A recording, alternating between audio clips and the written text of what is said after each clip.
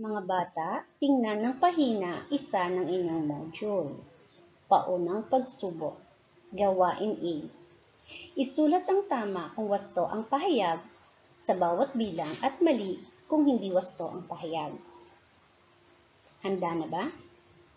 Number 1. Ang bata ay dapat sa bahay lang lagi. Tama o mali? Number 2. Ang mga kakayahan ay dapat paunlarin. Number 3. Iisa ang kakayahan ng bawat bata. Tama o mali? Number 4. Masayahin ng batang palakaibigan.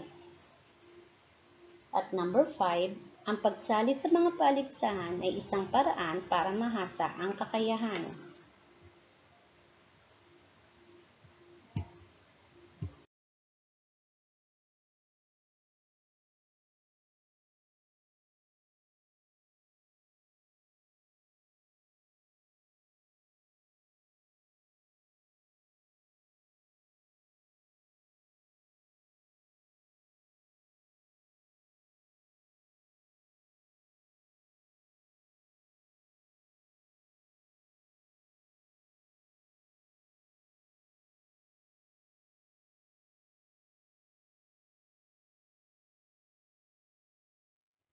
Bago tayo magpatuloy, sagutan mo muna ang pagsasanay bilang balik-aral.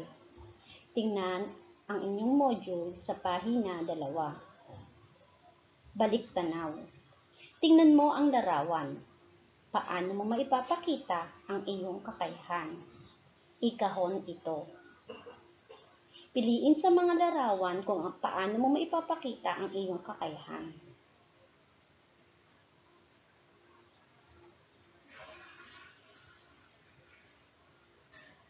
Ikalawang tanong. Paano mo maipapakita ang iyong kakayahan? A. Sumali lagi sa paligsahan. B. Nahihiyang ipakita ang kakayahan. Or C. Ipagpaliban ang pag-eensayo. Bilugan ang titik ng iyong tamang sagot.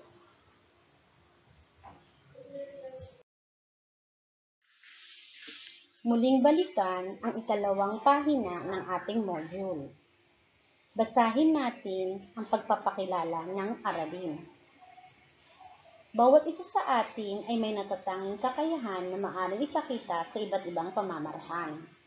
Mahalagang hubugin ang pagtitiwala sa sarili upang lubos na mapahalagahan at maibahagi ang mga kakayahang ito sa lipunan. Sa paanong paraan mo naman ginagamit ang kakayahang bigay sa iyo ng Panginoon? Sa aralin ito, ating tuklasin, paunlarin at pahalagahan ang mga kakayahang taglay natin. Kakayahan mo, ipakita mo. Narito ang mga larawan. Alin sa mga ito ang kaya mong gawin? Sino sa kanila ang kaya mong gayahin? Sa papaanong paraan mo maipapakita ang iyong kakayahan? Piliin ang titik ng tamang sagot at bilugan ito.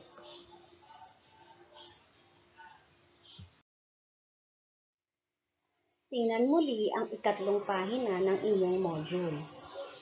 Basahin ang maikling kwento. Lunes ng umaga, pumasok sa paaralan ang kambal na sina Arlan at Allen. May palatuntunan para sa buwan ng wika na gaganapin sa kanilang paaralan. Pinasimulan ang palatuntunan sa pag-awit ng lupang hinirang. Sumunod ang pambungad na pananalita ng punong guro. Sinundan agad ito na magkasabay na pag-awit ng kambal ng bayan ko. Isang pangkat naman ng mga babaeng mag-aaral ang nagpakita ng husay sa pagsasayaw. Madamdaming sabayang pagbigkas naman ang itinarinig ng isang pangkat ng mag-aaral. Pinangunahan ito nina Alden at Jose. Ang huling bilang ay isang tula na binigas ni Minnie. Ang lahat ng kasali sa palatuntunan ay nagpakita ng kani-kanyang natatanging kakayahan. Masayang umuwi ang lahat ng nanonood.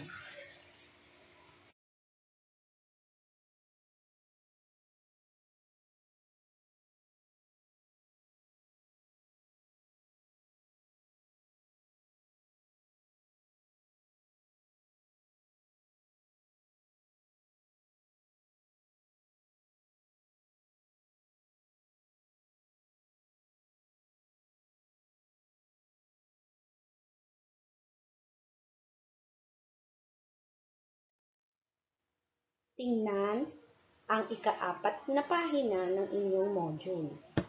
Basahin ang tula. Talentado ako, ni I.M. Gonzalez. Kamay sa pagguhit aking gagamitin upang bigyang kulay ang paligid natin. Galaw ng katawan sabay sa musika. May ngiti sa labi sa tuwi-tuwi na. Malamyos na tinig, puno ng pag-ibig.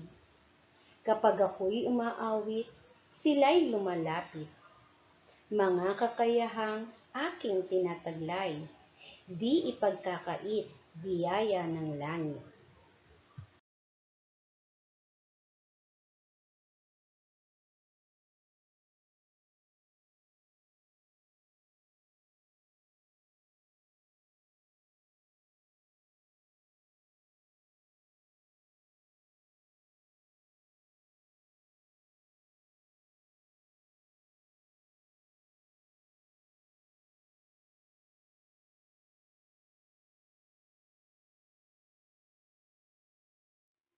Tingnan muli ang ika-4 na pahina ng inyong module. Isa-isip natin. Tingnan at pag-aralan ang mga larawan. Gumuhit ng kulay pulang bilog sa inyong papel. Sa loob nito, iguhit ang paraan ng pagpapakita ng inyong mga kakayahan.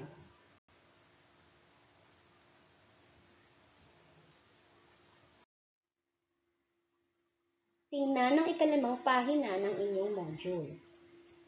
Basahin natin ang maikling kwento. Ang paligsahan ni I.M. Gonzalez. May paligsahan na gaganapin sa paaralang elementarya ng San Andres. Ito'y naglalayong maipakita ang iba't ibang kakayahan ng mga mag-aaral. Ibinalita ito ni Ginoong Santos sa kanyang mga mag-aaral at tuwang-tuwa sila. Maipapakita nila ang kanilang kakayahan. Lalahok ako sa paligsahan ng sayaw, wika ni Pepay. Sa pag-awit naman ako sa sali, ayon kay Kaloy. Marami pang mag-aaral ang nagpahayag na kanilang kagustuhang lumahok sa paligsahan sa pagtula. Sina Obet at Pam naman ay sasali sa pagguhit, at sina Red at Carla ay lalahok din sa poster making. Sana manalo tayo, wika ni Kaloy.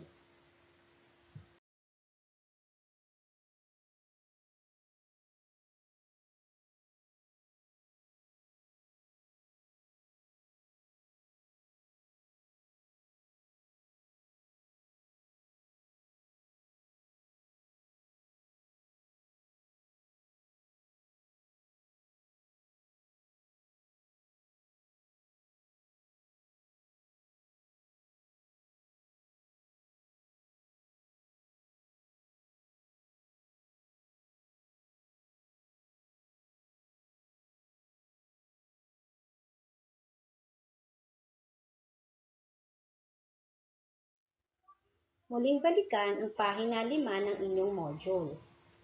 Sagutan. Sa bandang ibaba ay may makikita kayong 2 hanay. Ang unang hanay, natatanging kakayahan na kaya ko nang gawin. Sumulat ng 5. Sa ikalawang hanay naman, ginagawa ko upang mapaunlad ito. Basahin ang tandaan. Matapos ang pag-aaral ng aralin, nakita natin na lahat tayo ay may kani-kanyang kakayahan o potensyal na maaari nating ibahagi sa lipunan sa iba't ibang paraan.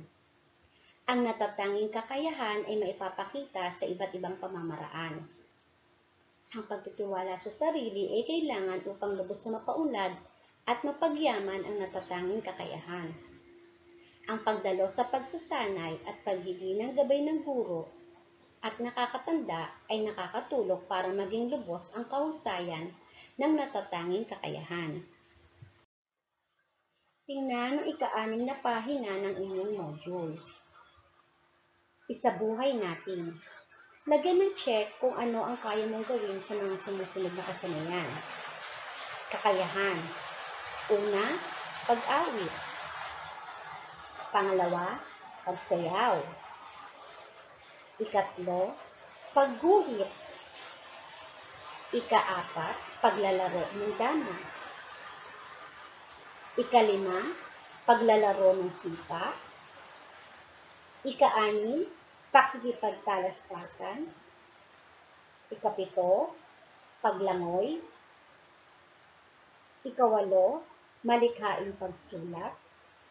Ikasyam, paglalaro ng basketball. At ang huli ay ang pag-arte.